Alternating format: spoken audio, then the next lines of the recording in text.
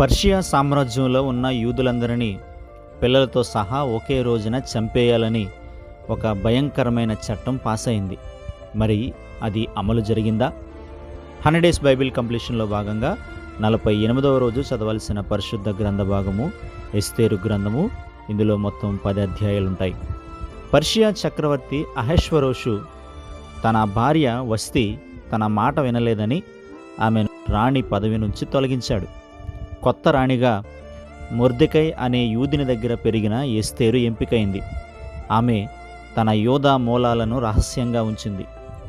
రాజు దగ్గర అధికారంలో ఉన్న హామాను మొర్దెకై తనకు నమస్కారం చేయలేదని, కేవలం మొర్దెకైని మాత్రమే కాకుండా మొత్తం అతని యోధా జాతిని చంపాలనుకున్నాడు. అందుకోసం రాజు దగ్గర ఒక శాసనం కూడా తీసుకున్నాడు. ఈ విషయం తెలుసుకున్న మొర్దెకై ఎస్తేరుకు కబురు పంపాడు. నువ్వు రాజభవనంలో ఉన్నంత మాత్రాన తప్పించుకుంటావని అనుకోవద్దు. సహాయం మాకు వేరే దిక్కు నుండి వస్తుంది. కానీ నువ్వు నీ తండ్రి ఇల్లు నశిస్తారు. ఒకవేళ ఇటువంటి సహాయం కోసమే నువ్వు రాణివయ్యావేమో ఎవరికి తెలుసు అని చెప్పాడు.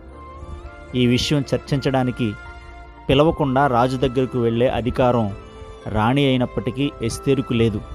అయినా సరే ఎస్తేరు 3 రోజులు ఉపవాసం ఉండి నేను నశించెదను అని ధైర్యంగా రాజు ముందుకు వెళ్ళింది. రాజు దయతో ఆమెను చూసి తన బంగారు దండం చూపి ఆహ్వానించాడు. గతంలో మొర్దెకై తన ప్రాణం కాపాడిన సంగతి రాజు తెలుసుకున్నాడు.